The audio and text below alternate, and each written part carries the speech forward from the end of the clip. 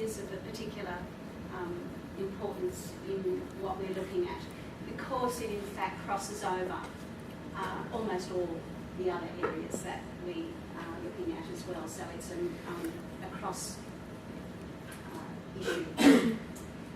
So I mean, a very simple question and with a very difficult answer, of course.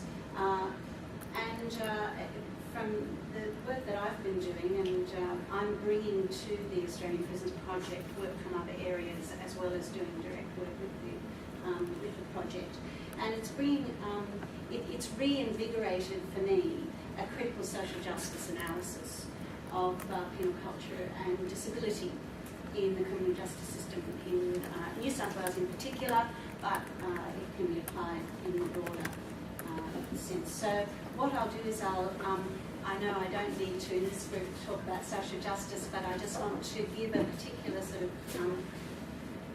edge to it. And then I'll just talk a little bit about people with disability in the criminal justice system and then the implications of that. It's become very obvious to us all as we've been looking at what we've been gathering together in the prison project, is that social justice is at least one critical missing socio-political standpoint in Australia in terms of an understanding of what's happening and an analysis, although of course critical criminologists have always used social justice analysis. And just sort of a quick recap, what I'm meaning by this is it's about redistributive justice, it's about fairness, about a right to a fair share of all of the social resources, that they should be pursued by those in positions of social and political responsibility. That, of course, social justice pays particular attention and is in solidarity with most disadvantaged and excluded people. And that the question about how to achieve social justice, well, there are a whole range of ways that we work to do that, but when we're talking about penal abolition work and penal reform work, it's in the maintenance of socially just structures, which I think is the key factor that keeps on coming back to me as I look at the results of the work that we're doing. And of course, social injustice is rooted in these areas as well, of course, in political and economic structures based on subjugation and discrimination, exploitation, and privilege. And in Australia, as you've already heard Chris discuss a little bit, is that this is colonial patriarchy. Australia was, as you all know, was invaded by the British. In Ireland, you don't need any reminding of that. And but of course, the people who were invaded were Indigenous Australians, Aboriginal and Torres Strait Islander Australians, and people like us, white people, and of course increasingly people from all over the world have now become that. But the basis was, of course, British colonial imposition, and that is a particular patriarchal colonial position. And to achieve social justice, these structures of colonial patriarchy need to be constantly challenged to favour a greater social justice and to reduce the elitist and gendered and racist and classist model that brought with it, which was imposed. So, just a comment about human rights. I work with human rights very strongly in everything I teach and do, but I don't think my experience over the last 25 years, more than that, working in developing situations, is that that human rights is in and of itself not enough, and that social justice has to be combined with that, because people might have access, there might be human rights, but people don't have access to human rights if social justice is not a framework in which we live, and that is very obvious in Australia from our Indigenous communities' experience of the way in which we work. And that direct participation, of course, is also a key factor in this. So I'm just putting these things out here so that you get a sense of the frame that I feel is being developed, and to some extent that I've been feeling is really important to apply here. So social justice, human rights participation. I know there are other aspects, but these, I think, this is a kind of a framework. Just as a note, I'm sure a lot of you already know this, the spirit level, but the evidence for positive effects on all aspects of society of greater economic equality is one aspect of this that I guess is very clear, and I'm sure you can't read that, but those of you who know the book will know that really almost every page just shows this frame of, the more, this is income inequality, that's income inequality high, income inequality low, and prisoner per 100,000, and this shows, this same sort of scale shows up on health and education and everything, that the more equal societies of Norway and Finland, Sweden, Denmark, have the lower prison populations, and the USA and Australia and the UK are up the other end with the higher proportions. So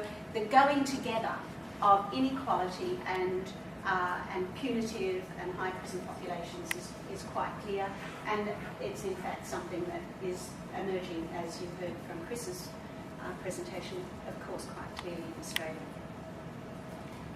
Just want now to move into a little bit into disabilities and social justice. That by disability, I'm meaning any form of impairment which is then used by society or is not addressed by society in a helpful way for that person. I don't know how many of you know critical disability studies, but critical disability studies is based on the premise that it is not the actual impairment which disables, although it does make life difficult in many circumstances for people, but it is the way society thinks about, addresses and deals with the person with the impairment, which is the problem, which causes the disability. So we are disabled by the way in which society addresses us. And that is a really, it's parallel to critical criminology, of course, but really the two have never met. And that's, we've been discovering that as we're looking at mental health, cognitive disability and the criminal justice system. So just this background of structural barriers, policies and practices that favour those without disabilities or actively disadvantage or discouraging them need to be removed for social justice to be activated for people with disabilities, and there has to be positive redistribution and positive distribution of structural supports for people who have various impairments which mean that if society is not distributing in an equitable way the goods that would make their lives and allow them to be involved in and their well-being to improve. All right, so I'm now going to move on just quickly on to these particular person with vulnerabilities in the criminal justice system. Now, I just want to say at the outset, I'm really well aware and want to acknowledge that labelling and diagnosing are and can be in and of themselves disabling, of course, and they are the products of colonial patriarchy in and of themselves. Nevertheless, I'm going to use in a similar way to what Chris has used capitalist economics in a way, but I think it's really important that we nevertheless use these means by which society labels and diagnoses people to understand what's going on. So we have to see what's happening. I just want to start off with two stories. One is of an Aboriginal man, Aborigina, who has profound cognitive impairment and mental health problems, and he is currently being held indefinitely in the Alice Springs prison. And the reason he's being held there indefinitely is he has been in and out of prison all his life. He does commit offences, but the offences are directly as a result of his profound impairments. And very recently, just earlier this year, there's been an ongoing case about this man, which has been brought by his guardians and by the Disability Service